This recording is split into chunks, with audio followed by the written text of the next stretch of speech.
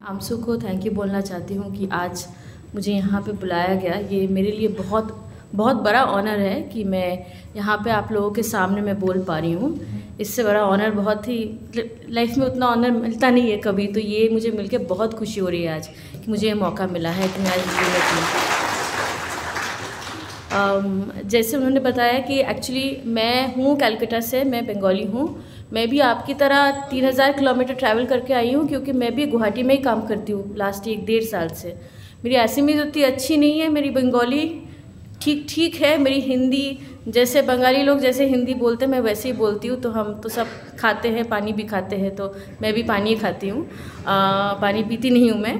तो वो हिंदी आपको थोड़ा सुनना पड़ेगा, कभी कभी मैं थोड़ा बंगाली में भी बोलूँगी और इंग्लिश में भी बोलूँगी जहाँ पे लॉ के बारे में बोल रही हूँ। और जहाँ जहाँ समझने की कोशिश कोई तकलीफ़ हो तो आप बताइए, पूछिए, तो मैं फिर से वो बंगाली या मेरी टूटी फूटी हिंदी में समझाने की कोशिश करूँगी। लेकिन एक्चुअली मैं जिस बारे में आज बोलने आई हूँ वो तो मेरे से ज़्यादा आपको समझ है क्योंकि आप इसमें जी रहे हो कि असम में जो सिटीज़नशिप नागरिकता और जिसको बांग्ला में बोलते हैं नागरिकत्व, उसका जो प्रॉब्लम हो रहा है, उसके जो इश्यूज़ हैं, मैं उसी बारे में बोलने आई हूँ। तो मैं बैकग्राउंड कुछ ज़्यादा नहीं दूंगी क्योंकि वो बैकग्राउंड आपकी ज़िंदगी है, तो आपको तो मैं आपकी ज़िंदगी वापस से समझा नहीं पाऊँगी। मैं जो बोलूँगी आज, मैं कुछ 2-3 मुद्दों में बोलना चाहती हूँ जो मुझे लगता है कि कुछ नए नए डेवलपमेंट्स हो रहे हैं इस सिटीज़नशिप में, असम के सिटीज़नशिप में और कनेक्टेड के हिसाब से देश के सिटीज़नशिप रिजीम में, जिसके बारे में हमको जानना चाहिए, जिसके बारे में हमको थोड़ा सोचना चाहिए। पहले मैं स्टार्ट करूँगी ये पूछ के कि हमको तो सबको मालूम है कि सिटीज़नशिप क्या है। सिटीज़नशिप ऐसा एक चीज़ है, नागरिकता ऐसी एक चीज़ है कि हम एक देश में हैं और हम हर एक जो नागरिक है वो इस देश का एक हिस्सा है, देश का एक भागीदार है। उसका मतलब है कि हम इस देश को तैयार करने में, इस देश को खड़ा करने में, इस देश के पॉलिटिक्स में, इस देश की उन्नति में हम सबका एक हिस्सा है, हम सभी उसमें पार्टिसिपेट करते हैं। और जो सिटीज़न नहीं है, जो फॉरेनर है, उसका वो पार्टिसिपेशन का कोई अधिकार नहीं है। ठीक, बाहर से जो आता है वो इस देश में रह सकता है अगर उसके पास वीज़ा है, अगर वहाँ पे काम कर रहा है, लेकिन इस देश में उसका वैसा कोई हिस्सा नहीं है। वो जो रह रहा है यहाँ पे इस देश के परमिशन से रह रहा है। जो फॉरेनर है, जो गेस्ट है, और सिटीज़न वो है, नागरिक वो है जिसका ये घर है। यही है डिफरेंस फॉरेनर और सिटीज़न में। तो अगर ये आपका घर है तो घर का प्लम्बिंग ख़राब हो जाता है, घर के दरवाजे टूट जाते हैं, तो आप ही उसको संभालते हो और आपका अधिकार होता है। और अगर आपको कोई बोले आपके घर में कि नहीं, आप बोल नहीं सकते कि इसमें किस तरह का पेंट हो, हम कौन सा चावल खाएं, हम चाय पिए या कॉफ़ी पिए, मैं भी चाय खाए बोलने वाली थी। तो आपको लगेगा क्यों, मैं तो इस घर में मेहमान नहीं हूँ, ये तो मेरा घर है, तो क्यों मैं ना बोलूँ।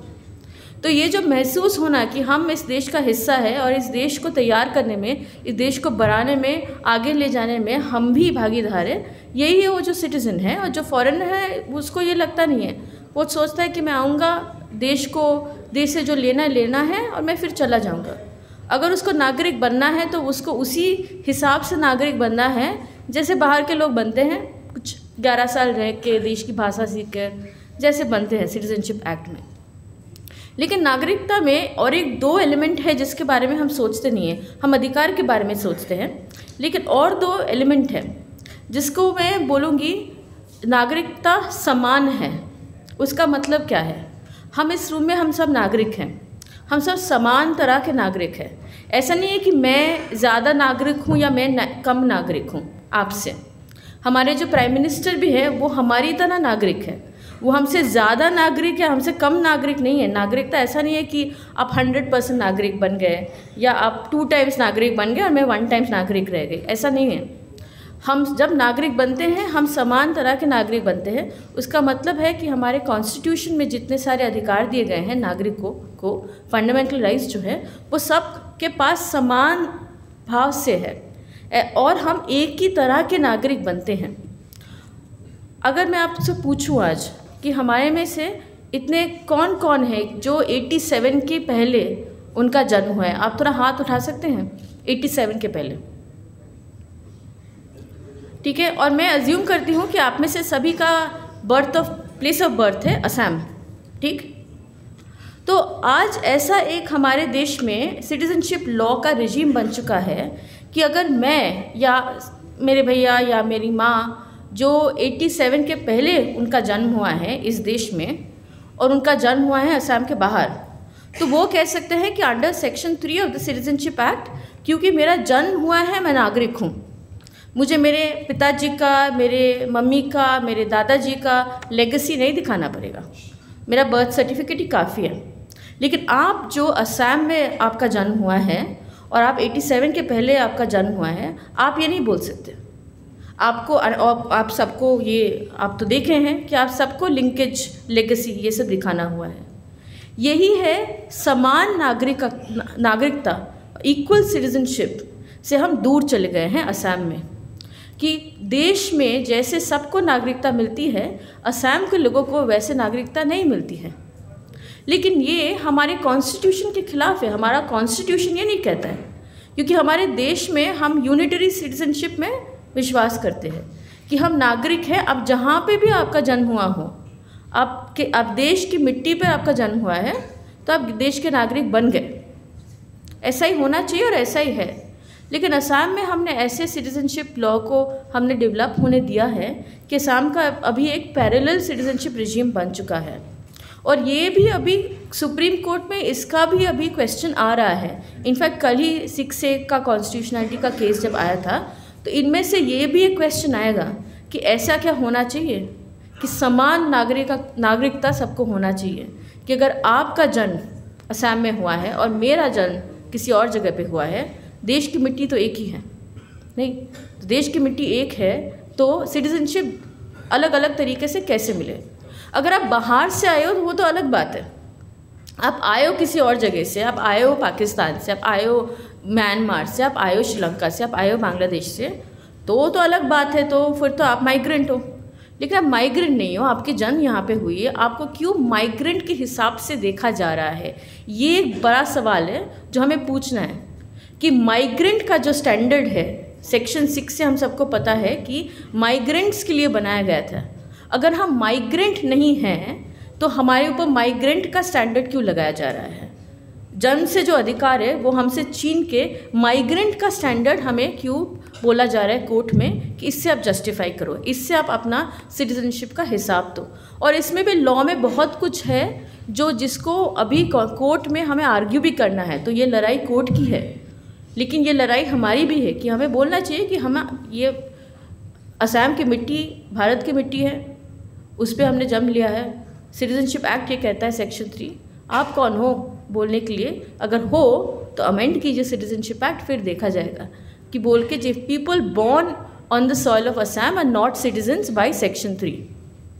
तो ये एक बात है कि समान नागरिकता होनी चाहिए सबके लिए। लेकिन दूसरी और एक बात है कि समान नागरिकता अगर हो भी गई, नागरिकता क्या निश्चित है? क्योंकि नागरिकता का और भी एक एलिमेंट है, जैसे वो समान होता है वैसे वो निश्चित भी होता है। निश्चित का मतलब डाउट नहीं होना चाहिए।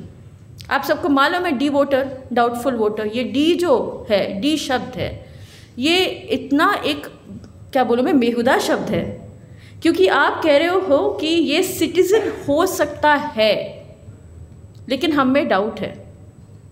आज ऐसे कितने सारे डाउटफुल वोटर्स हैं जिनके पास अभी तक एफटी से नोटिस भी नहीं आया है कि आप सबको मालूम है ये 97 में आप डी मार्क हो गए। 97 से आज तक कितने साल हुए? 97 से आज तक कुछ अराउंड क्लोज टू 30 ईयर्स होने वाला है, अभी क्लोज टू 20 ईयर्स होने वाला है। अब इतने साल तक आप हैं यहाँ पे, लेकिन आपको अभी तक पता नहीं है कि आपके नाम में डी क्यों लगाया गया है। और डाउटफुल सिटीज़न ऐसा नहीं है कि आप डी वोटर हो तो आप सिटीज़न नहीं हो, लेकिन आप सिटीज़न हो भी नहीं, तो ये बीच वाला कहाँ से आ गया?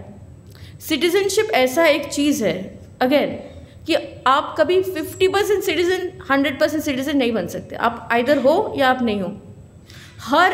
हर दुनिया में, हर देश में यही होता है, आइदर आप सिटीज़न हो या आप फॉरेनर हो। फॉरेनर हो तो आइदर आप लीगली फॉरेनर आप रह रहे हो या इलीगली रह रहे हो, लेकिन सिटीज़न में हम कोई भाग नहीं करते हैं।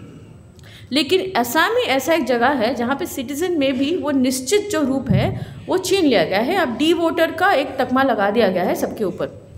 और इससे क्या होता है, अब अभी सुप्रीम कोर्ट में 2 ऐसे पेंडिंग केसेस हैं जहाँ पे बहुत सारे डी वोटर जाके सुप्रीम कोर्ट में उन्होंने बोला है कि ठीक है हमारे नाम पे डी वोटर है, हमें नोटिस अभी तक नहीं मिला है FT से, तो हमने एक RTI लगा दिया इलेक्शन ऑफिस में ये पूछ के कि ठीक है डी वोटर हमें बनाया गया है, तो एक LVO रिपोर्ट, ये सबको मालूम है, जो FTs के साथ काम करते हैं, local verification officer report, LVO report दिखाइए आप, कुछ तो होगा कि लिखा है कहाँ पे कि इस कारण इसको हमने डी बोला है। और इन सब केसेस में ऐसे कुछ 30-32 केसेस हैं जहाँ पे RTI वापस आया है ये बोल के कि हमारे ऑफिस में कोई रिकॉर्ड नहीं है। तो कहाँ है रिकॉर्ड, किस बेसिस पे आपने इनको डी मार्क किया है? इतने साल हो गए, 20 साल हो गए, कुछ तो होगा आपके पास जहाँ पे लिखा है कि हाँ मैं गया इनके घर पे, मैंने इंक्वायरी की और फिर मुझे पता चला कि ये बॉर्डर क्रॉस करके आया है। ऐसा तो कुछ होना चाहिए। तो ऐसे लोगों ने RTI, और बहुत सारे ऐसे लोग हैं जिन्होंने RTI भी फाइल नहीं किए, तब RTI फाइल करते जाओ तो आपको पता चलेगा कि ऐसा कुछ भी मटेरियल नहीं है। तो ये जो डाउट है कि आप बीच में लटके हो, आप सिटीज़न भी हो नहीं लेकिन आप फॉरेनर भी हो नहीं, ये सिर्फ असम का ही एक यूनिक एक एलिमेंट है। ये दुनिया में कहीं पे भी मैंने ये देखा नहीं है, ये डी का जो टैग है।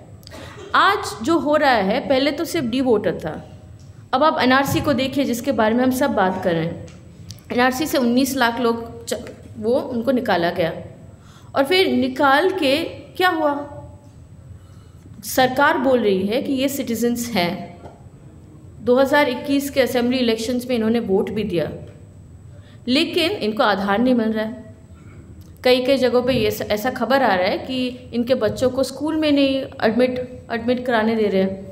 स्कूल्स अनऑफिशियली बोल रहे हैं कि अरे आपका नाम तो NRC में नहीं है, तो कैसे बच्चों को एडमिट करें। ऐसा भी न्यूज़ आ रहा है। ये पूरा अनकॉन्स्टिट्यूशनल है because right to education is available to all children. Citizenship के हिसाब से आपका राइट टू एजुकेशन बनता नहीं है, ये हमारा कॉन्स्टिट्यूशनल अधिकार है। तो जब हो रहा है तो जो NRC से जिनका नाम चला गया है वो सिटीज़न है या नहीं है, ये कोई हमें बताएगा? ये किससे पूछे कि उनका स्टेटस क्या है?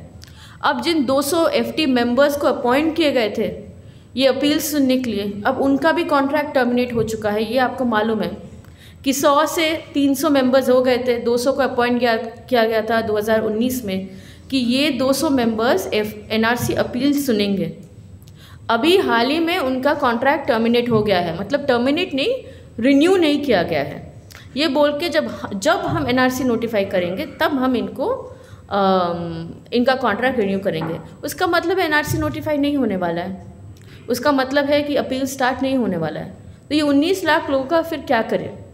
ये जो अनिश्चित सिटीजनशिप है, अनिश्चित नागरिकता है, इसके बारे में हमें सवाल उठाना चाहिए कि सिटीजनशिप, नागरिकता अनिश्चित नहीं हो सकती, असमान नहीं हो सकती, ये समान है और निश्चित है। और ऐसे हिसाब से, ऐसे दृष्टि से हमको सिटीजनशिप को देखना है जहाँ पे हर कोई आदमी फ्रॉम बर्थ टू डेथ बोल सके कि हाँ मैं सिटीज़न हूँ या नहीं हूँ। मैं और एक एग्जांपल आपको देना चाहती हूँ। सेक्शन 3 सिटीजनशिप एक्ट 31C अगर आप देखें, 31C में ये लिखा है कि 2003 अमेंडमेंट एक्ट के बाद जो बच्चा पैदा होता है वो बच्चा सिटीजन नहीं बनेगा अगर उसका एक पेरेंट इलीगल माइग्रेंट है। अब आप इस बारे में सोचिए, 2005 में कोई बच्चा पैदा होता है, बोथ पेरेंट्स सोचते हैं कि वो सिटीजन्स हैं, उसकी माँ, और हमें पता है कि ये जो सिटीजनशिप रेजिम है ये औरतों को बहुत ज़्यादा टॉर्चर करती है क्योंकि औरतों के पास डॉक्यूमेंट नहीं रहता है। तो 2005 में ये बच्चा, तब उसके दोनों माँ बाप सिटीजन हैं, ठीक है। 2020 में आके जब वो बच्चा 15 साल का है तब उसकी माँ डिक्लेयर्ड फॉरेनर बन जाती है एक FT से। तो उसका मतलब हम क्या सोचें कि वो बच्चा 2005 से ही सिटीज़न नहीं है क्योंकि उसकी माँ अभी फॉरेनर, और ये तो फॉरेनर मतलब इलीगल माइग्रेंट सोचते हैं, तो उसकी माँ फॉरेनर बन गई है। क्या हम ये सोचें कि वो 2005 से 2020 तक सिटीज़न था लेकिन 2020 में उसके माँ के साथ जो हुआ है उसके हिसाब से वो भी अभी सिटीज़न नहीं है, लेकिन रिज़ल्ट तो एक हुआ ना। कि जो बच्चा पैदा हुआ था सोच के वो सिटीज़न है, वो 15 साल बाद सिटीज़न नहीं बना और उसके खिलाफ भी कुछ नहीं हुआ है, वो इसी स्टेट में, इसी देश में वो रह रहा है, स्कूल जा रहा है। ये जो खींच के पीछे से अब जिसको हम लॉ में कहते हैं रेट्रोएक्टिव, कि हम आज मेरा कोई अधिकार निश्चित नहीं है। अगर मैं सोचता था कि मैं सिटीज़न हूँ, किसी और रीज़न के लिए, किसी और कारण के लिए मैं सिटीज़न नहीं भी बन सकता हूँ, और उसमें मेरा कोई बच्चे का तो कोई दोष नहीं है, वो तो पैदा हुआ है, वो क्या करेगा। ऐसा थोड़ी ना है कि उसका कोई दोष है इसमें। तो ये इसके बारे में आप क्या कहेंगे।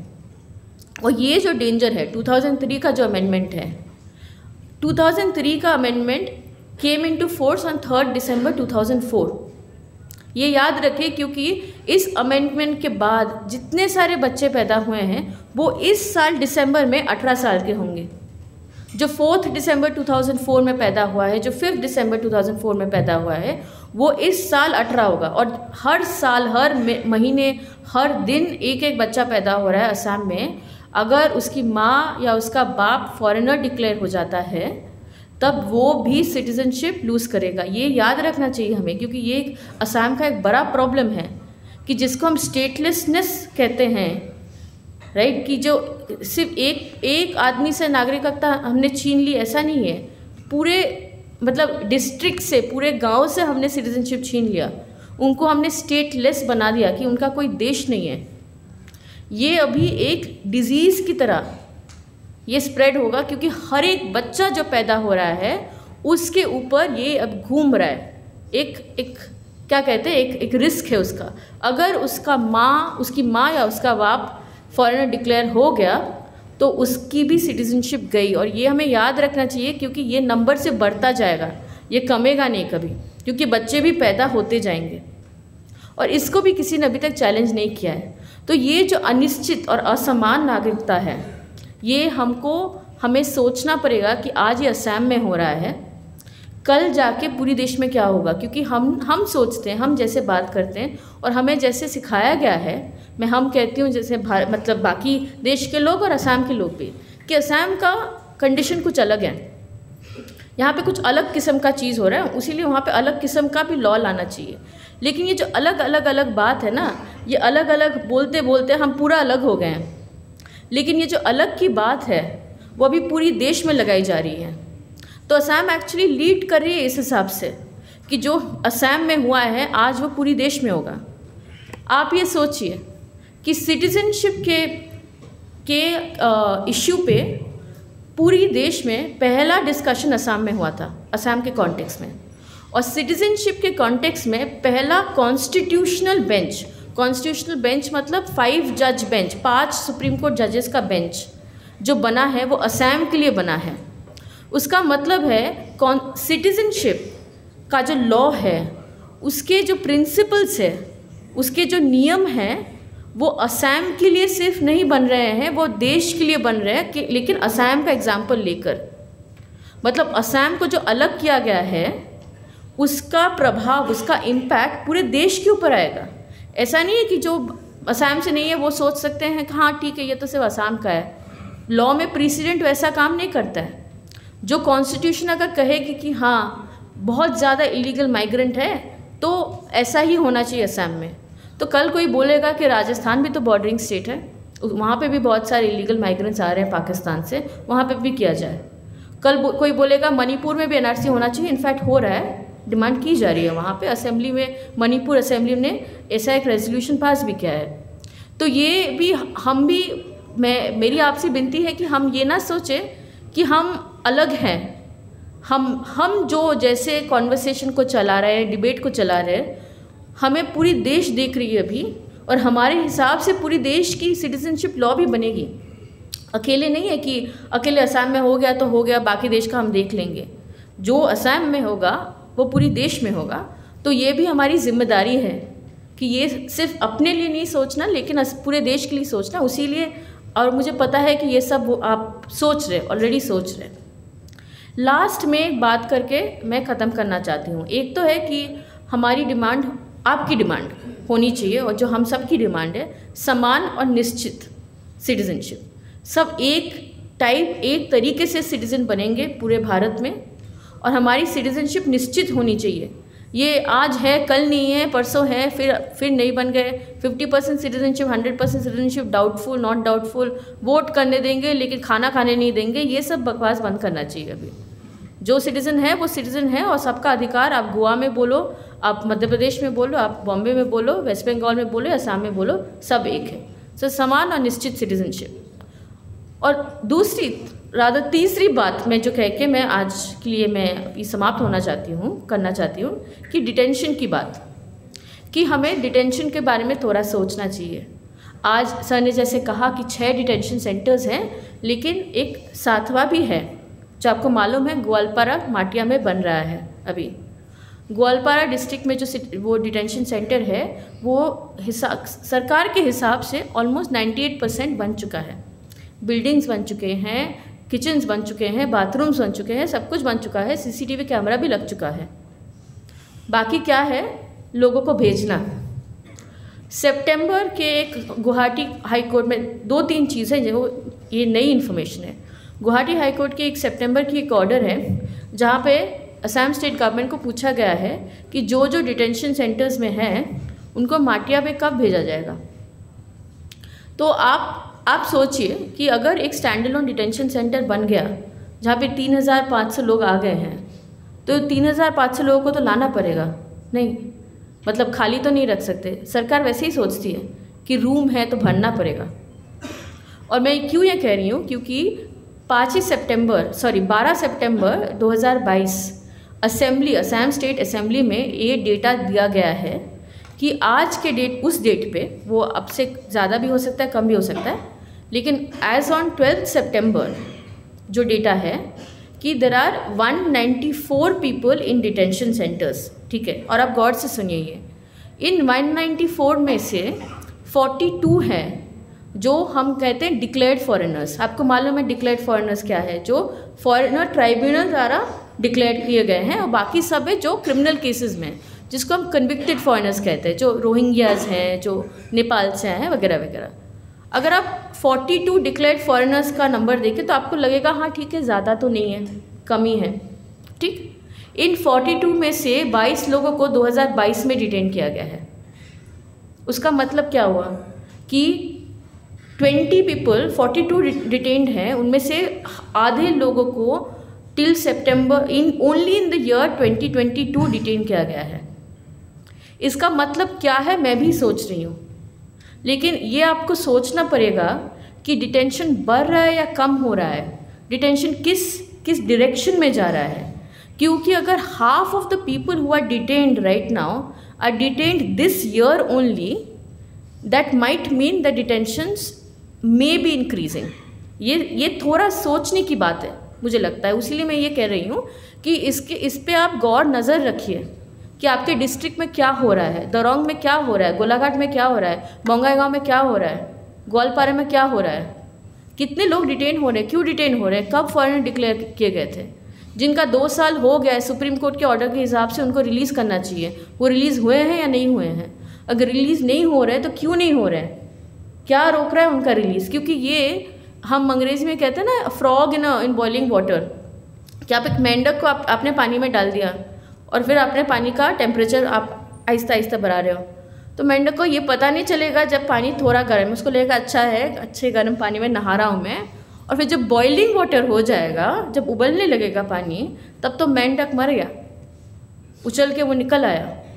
तो ये जो बॉइलिंग पॉइंट तक अगर जा रही है, मैं ये नहीं कह रही हूँ कि जा रही है, लेकिन जा रही है या नहीं जा रही है ये नज़र रखना चाहिए। क्योंकि डिटेंशन, माटिया का जो डिटेंशन सेंटर है वो बन चुका है, जैसे होटल बनता है अब सिर्फ गेस्ट का इंतज़ार है, वैसे माटिया भी बन चुका है, अब सिर्फ डिटेनीज़ का इंतज़ार है। और डिटेनीज़ बैठे हैं, सब बोल रहे हैं कि हाँ मेहमान आइए, चाय पिए और मेहमान लाइए। हमें सोचना पड़ेगा कि हम ये चाहते हैं नहीं चाहते। यही बात कह के मैं अपना आज का कमेंट्स में यहाँ पे ख़त्म करना चाहती हूँ। Thank you.